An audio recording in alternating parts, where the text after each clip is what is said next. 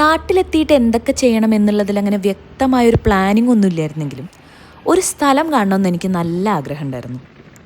കൊല്ലങ്കോട്.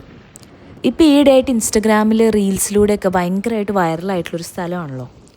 ചെല്ലപ്പൻ ചേട്ടൻ്റെ ചായക്കട, സീതാർകുണ്ട് വെള്ളച്ചാട്ടം, വാമല സുബ്രഹ്മണ്യ ക്ഷേത്രം, താമരക്കുളം, ഇതൊക്കെ നിങ്ങളെല്ലാവരും റീൽസിൽ കൂടെ കണ്ടിട്ടുണ്ടാവും. അതുപോലെ പാലക്കാട് എത്തുമ്പോൾ എങ്ങനെയെങ്കിലും ഈ സ്ഥലമൊക്കെ ഒന്ന് കാണണം എന്നെനിക്ക് നല്ല ആഗ്രഹമായിരുന്നു.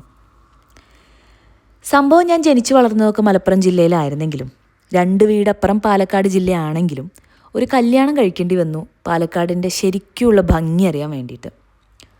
ഏതോ ഇൻ്റർവ്യൂവിൽ വിനീത് ശ്രീനിവാസൻ പറഞ്ഞ പോലെ കേരളം എന്ന് ചിന്തിക്കുമ്പോൾ നമ്മുടെ മനസ്സിലേക്ക് ഓടി വരുന്ന കുറച്ച് വിഷ്വൽസ് ഉണ്ടല്ലോ, അതൊക്കെ ഇപ്പോഴും കാണാൻ കിട്ടുന്നത് പാലക്കാട് മാത്രമാണ് എന്നാണ് എനിക്ക് തോന്നുന്നത്.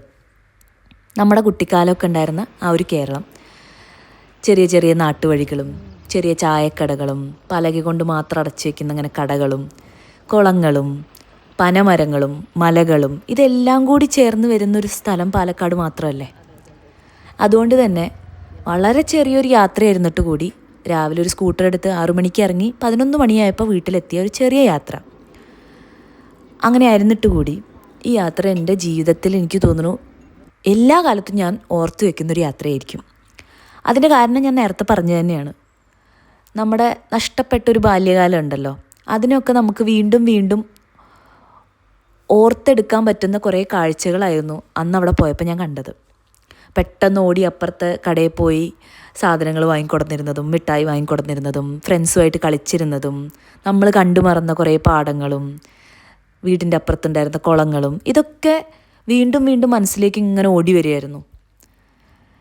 പോരാത്തതിന് വെട്ടത്തിൽ ആ പാട്ടും മഴത്തുള്ളികൾ പൊഴിഞ്ഞിടും ഈ നാടൻ വഴിയിൽ, അതിങ്ങനെ ലൂപ്പായിട്ട് എൻ്റെ മനസ്സിൽ കൂടെ ഓടി നടക്കുകയായിരുന്നു. ഇതൊക്കെ ഇങ്ങനെ കാണുമ്പോഴും ഭയങ്കര സന്തോഷവും കുളിർമയും തരികയാണെങ്കിലും അതിൻ്റെ ഉപരി ഒരു വിങ്ങലായിരുന്നു മനസ്സിൽ. അയ്യോ എന്തൊക്കെയോ നഷ്ടപ്പെട്ടു പോയല്ലോ എന്നുള്ളൊരു മിക്സ്ഡ് ഇമോഷൻ. എന്തായാലും നിങ്ങൾ കേരളത്തിലുള്ളവരാണെങ്കിൽ അല്ലെങ്കിൽ ഒരു 1 ഡേ ട്രിപ്പ് പോലെ പാലക്കാടൊക്കെ പോകാൻ പറ്റുകയാണെങ്കിൽ ഇവിടെ എന്തായാലും ഒന്ന് പോയി നോക്കൂ കേട്ടോ. അത് വല്ലാത്തൊരനുഭവമായിരിക്കും.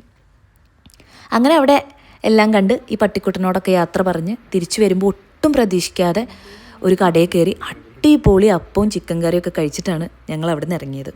നിങ്ങൾ ഈ വഴി പോവുകയാണെങ്കിൽ ഈ കടയിലൊന്ന് കയറി നോക്കൂ കേട്ടോ. ഒരു ചേച്ചി നടത്തുന്ന കടയാണ്, നല്ല ഫുഡാണ്, ഭയങ്കര ടേസ്റ്റാണ്. ഞങ്ങൾ ഉച്ചയ്ക്ക് പാഴ്സലും കൂടി എടുത്തിട്ടാണ് അവിടെ നിന്ന് പോകുന്നത്.